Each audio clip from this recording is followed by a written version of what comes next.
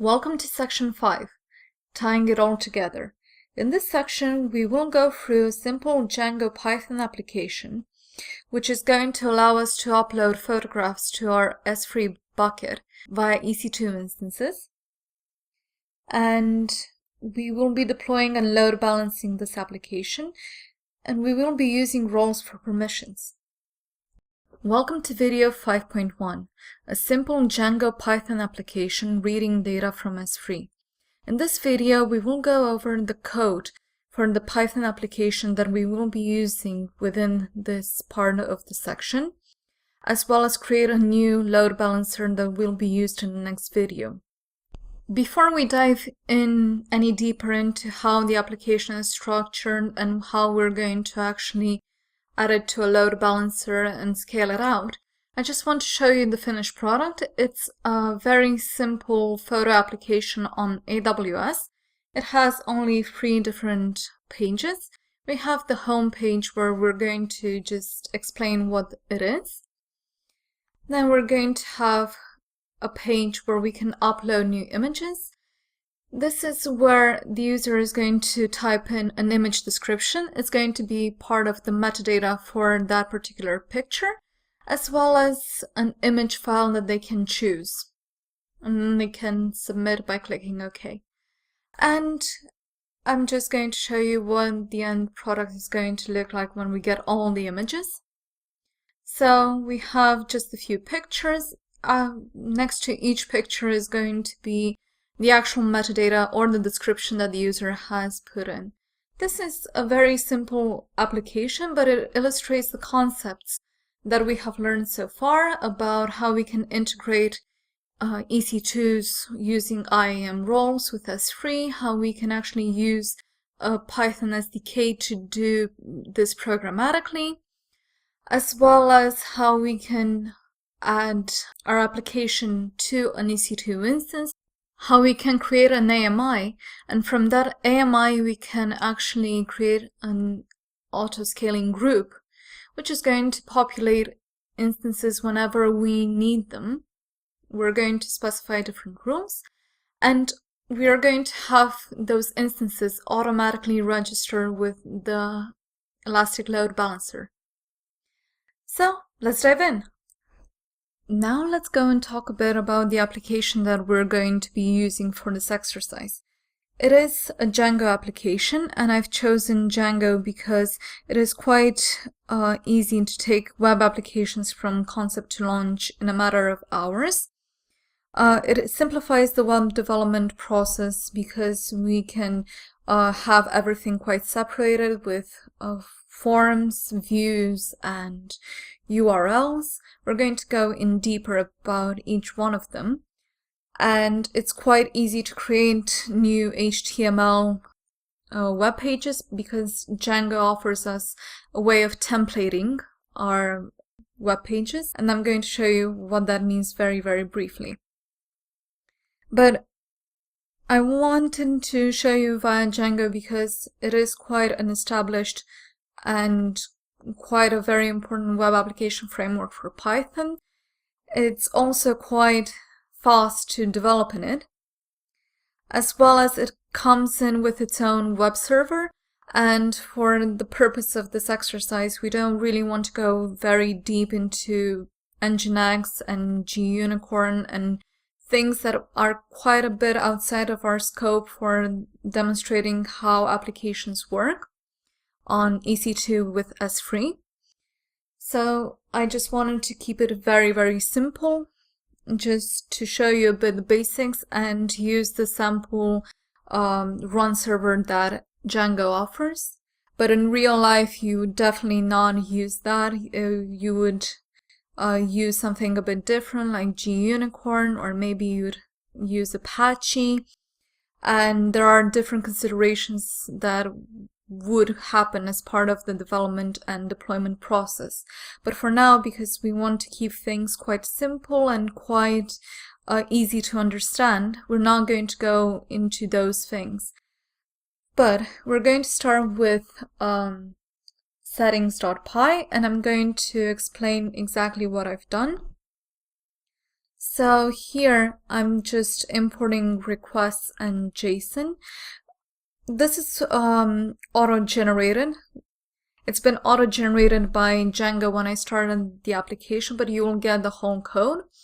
And I've added in a few bits that are quite interesting so we can make our application a bit more automated, in the sense that we can actually query the EC2 private IP and the EC2 hostname, so we don't have to type them in our settings.py. So for example, if you want to deploy this application to a different instance on EC2, we can get these variables directly populated by the instance itself.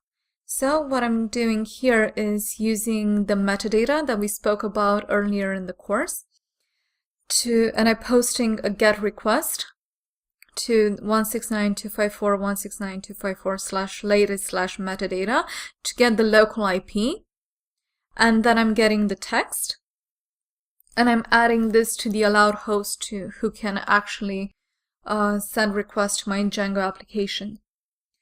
And then we have the EC2 hostname. This is a bit different than what we've covered so far because we're using the public hostname, and it's using 169.254.169.254/latest/metadata/public hostname. We haven't really covered the hostname beforehand, but this is the long URL, the long DNS name that you get from Amazon by default when you create a new EC2 instance. And we can query that programmatically using the requests package. Next, we're just going to say installed apps. I left everything as we had before, but we're including the app that we just created, which is called as free Python app, and we're including bootstraps to make bootstrap free to make things a bit prettier to look at. Everything else, middleware, is going to be left the same, and here I just added where our templates are going to be found. So this is where our URLs are going to be found, and this is where our Django application is going to look at. This is this file that we're going to go into very shortly. But I just added the directory where the templates can be found. So this is where s3 python app/templates, we can find them quite easily. And that is where our Django application is going to load our templates from. Next, this is where we're going to replace with our AWS bucket name. I left the Calibri S3 application sample for now, but we will have to replace this with our new bucket that we're going to create for this exercise. And I encourage you to replace this bucket name with your own bucket name that you're going to create as part of this exercise. And what I've done over here is you can either hard code the region name, or we can actually go and find it out by going a bit differently than we have done before. Previously we used user data and metadata, but we can actually find the region out by going to http 169.254.169.254/latest/dynamic/instance identity/document. And from there we can get the region as well as other things that we might need. But for now, I just use the region. And you can leave it as EU West 1 if you want to, or anything else, but it's going to automatically detect which region you're going to use because it's going to go to this URL. Now, the AWS bucket URL is going to be the normal public object URL that we're going to get. And this is s3-regionname.amazonaws.com/our bucket name. And we're not going to use any databases for our exercise. We could potentially do so, but that would be a bit different. We haven't introduced databases yet with Amazon, but you can think about extending the functionality using databases. We're now going to go to urls.py and get a quick overview. This means that whenever our user is going to go to the default web page, they're going to have this function execute. We're going to have views.home execute and render an HTML page to them, as well as when they're going to be redirected to the upload page, this views.upload is going to execute, and so on and so forth. Then we're going to go to views.py. These are the actual functions that are going to be run when the user is going to be directed to one of the URLs. And we're going to take into account that Django offers us the possibility of templating our HTML files. That is, we can actually programmatically populate them. So we don't have to hard-code them, and we don't need to change them every single time our data changes. And the way we're going to do this is we have a small basic HTML file, and here is how our user is going to be redirected via a small menu bar. And this is the web page that all our other web pages are going to extend. We have home.html, which is going to be our home web page and display photo application on AWS, and this is a sample application to upload and view images on S3. We have the successful template, which is going to display when a user has successfully uploaded their image and their description. This is the web page that we're going to get when a user is going to upload their file. This is using a form, which is quite simplistic. It's using just an image description with a maximum length of 100 characters, as well as an input to allow the user to add image files.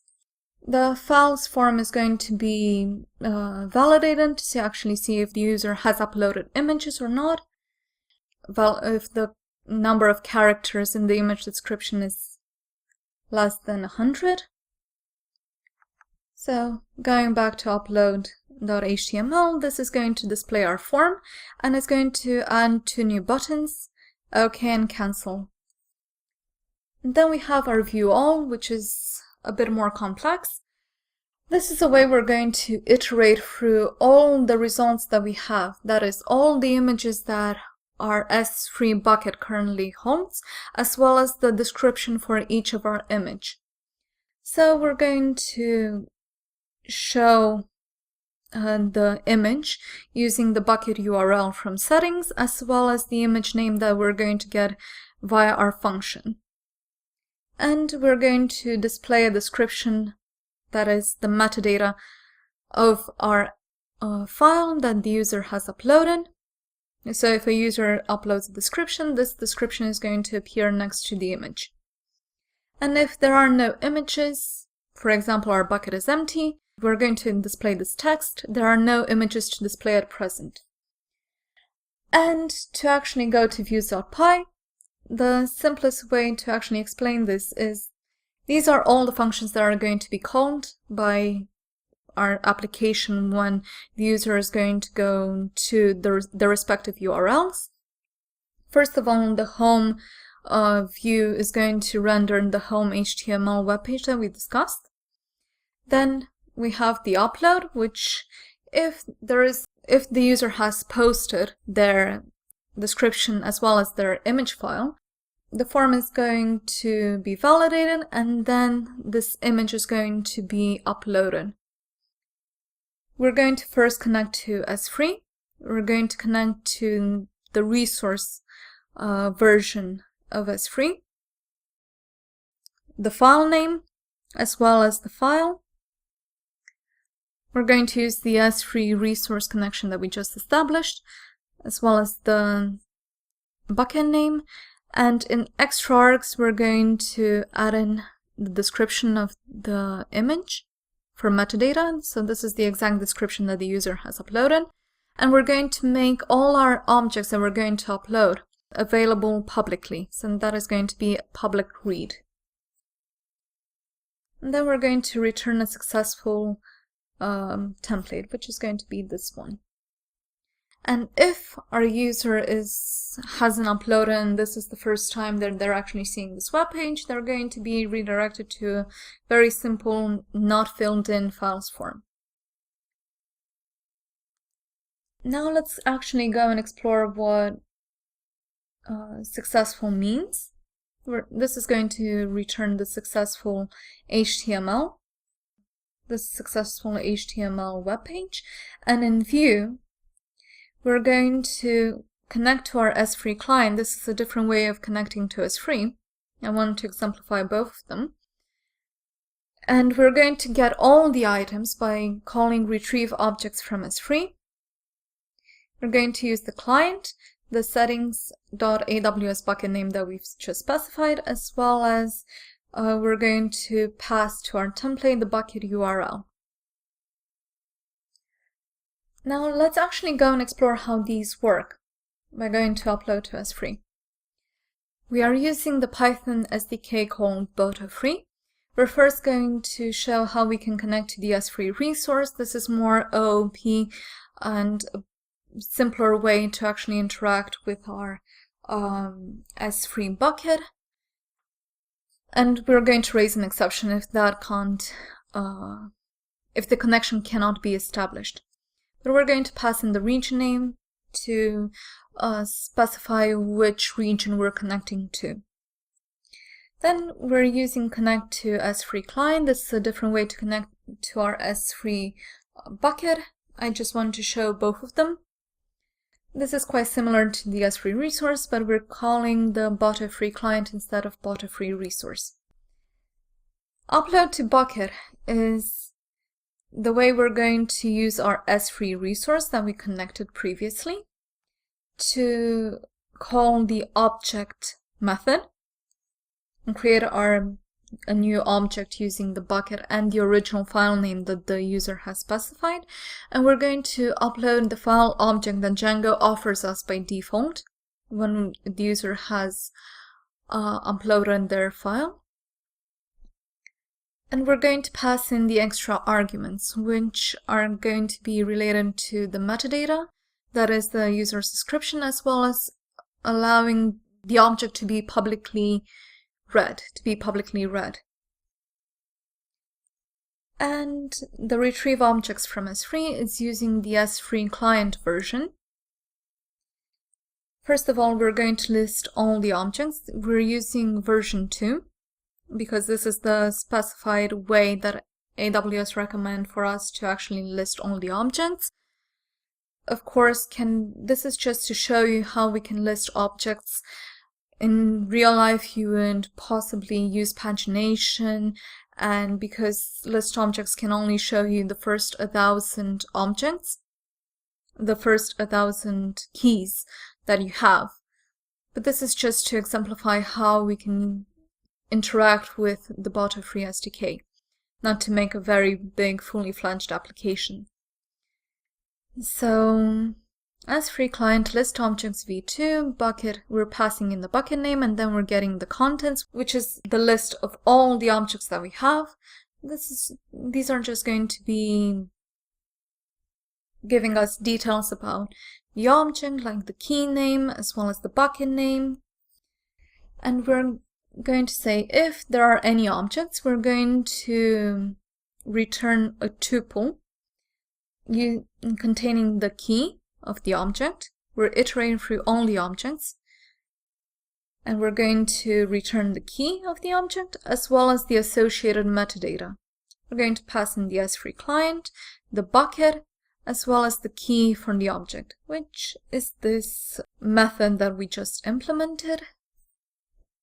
The head object, so when we're using S3 client and head object, this means that our metadata is going to be retrieved for us without actually retrieving the whole object. It's just going to retrieve the metadata as JSON. And we're going to extract the metadata. So here we're going to return the metadata, and if we encounter any errors, for example, any 404s that our file cannot be found, or if there are any 403s, that means that it's forbidden. We're going to actually raise the exception, but we shouldn't expect that to happen. And we're going to return this tuple of keys as well as the metadata to our view. And if there are no objects, we're going to return an empty list. Then our view is just going to add all of this context that we just came back with, all of the objects as well as the bucket URL, to our view all HTML template. And as we said before, this is going to be dynamically populated with all the images as well as the metadata that we have for S3 bucket. That is the overview of our Django application. We will start by first creating our load balancer. We will go to our compute section, go to EC2, and we are going to go to our load balancers. We're going to create a new load balancer. We're going to use the application load balancer because this is preferred for HTTP and HTTPS. I'm going to click on continue. Sample EC2 S3 load balancer as the name.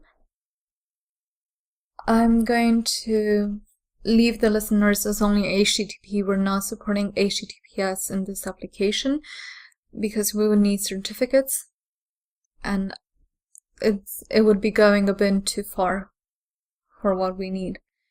EU West 1, we're going to choose only availability zones. And we're going to configure security settings. We're leaving only HTTP. And we're going to use our S3 app security group. Going to configure routing. And we're going to name it EC2 S3 group. We're going to use port 80 and health checks are going to happen HTTP. The normal path. This is just a way to verify that our instance is healthy. And here we can say the healthy threshold, how many times this endpoint can be tried up until we can deem the load balancer is going to deem the instance as being unhealthy and then not send any more traffic to it. We can actually modify the intervals if we want to. We can say between 5 and 300 seconds. Timeout is the amount of time seconds during which no response means a failed health check. And leave it at about 10 seconds. And here I'll put 3 times. Next. We will skip step 5, registering targets. We have none. And we'll go into review. The last step is just to review our load balancer. And we are going to click on create.